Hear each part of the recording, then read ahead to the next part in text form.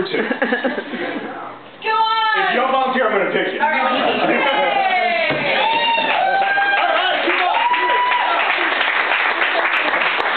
I barely had a strong on you. That's fantastic. All right, so why don't you introduce yourself? Hi, Daniela. Daniela. Daniela and Madeline, you two can have a seat. You're going to be very comfortable during this whole thing until I tell you exactly what you're up to. We are going to have a debate. These two people here, one of them is going to be the next president of the United States. I am your moderator. I'm going to be asking all the tough, hard-hitting questions that the moderator does. But don't worry, you're not alone. You each have your own campaign manager who is going to help you with all of your answers. So no matter how you answer, they will be there to make sure that everything is copacetic to your political party, whatever party that may be. And we're not just stuck to a two-party system here. So keep your minds open. All right?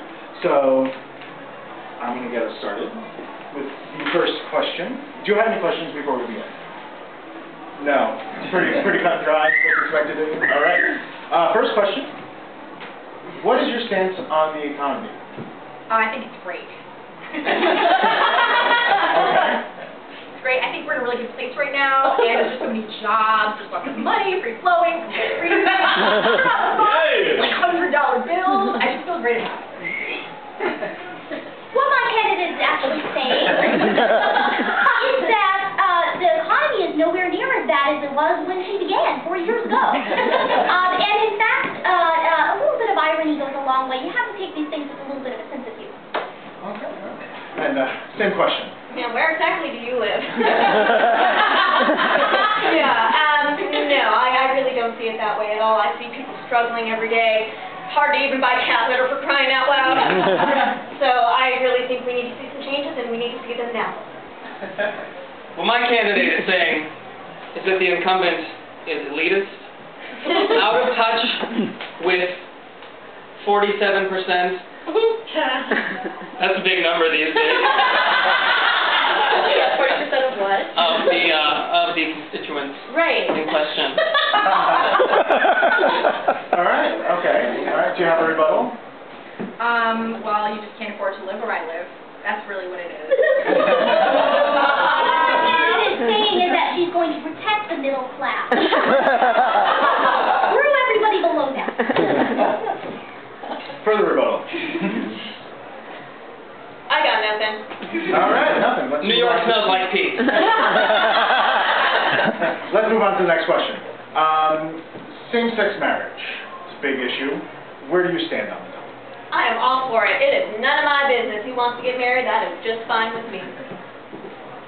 That is fantastic. What my candidate is saying is that the freedoms in our Constitution say, marry who you like. And we are not communists. And we are not Canadians. Marry who you like. Same question. I'm all for same-sex marriage because sex is involved. Mostly for the sex.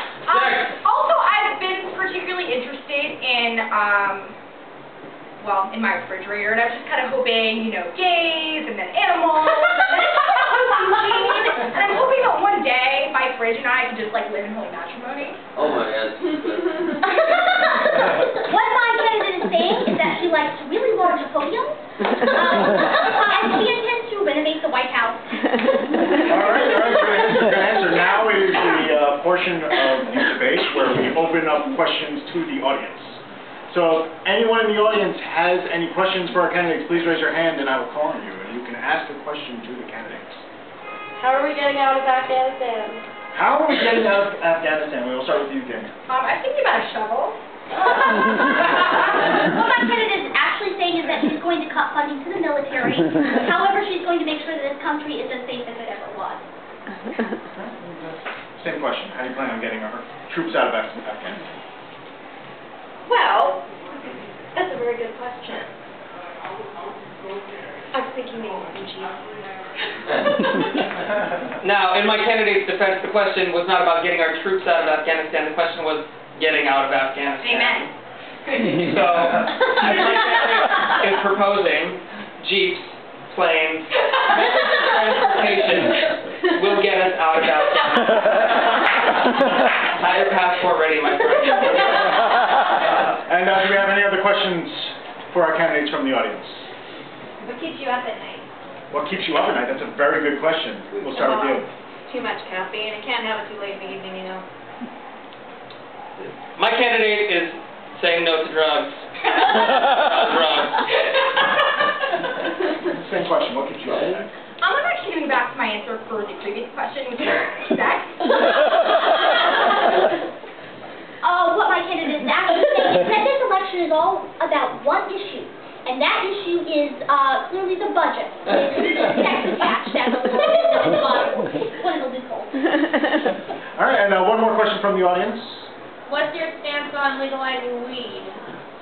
We will start with you. What is your stance with legalizing weed? Let's do it. Right now, actually. Do you have a lighter? What my candidate is actually saying is that we're trying to form better partnerships with Canada and maybe like us a little bit more. We're going to party with them. Same question. Well, I mean, that might counteract the effects of the caffeine. I don't know. What my candidate is saying is that it would help the economy and it would reduce crime in Colombia. All right, so that's all the questions. If you want, we're going to do final statements. We'll take your final statement first. You can never have too many cats. Animals. We have to take care of animals. We have to take care of the environment, right? You're right. Without animals and the environment, what do we got? We got a pot, sex with refrigerators. Got it. Final statement. As the great RuPaul once said, good luck and don't fuck it up. Yes! Like we said,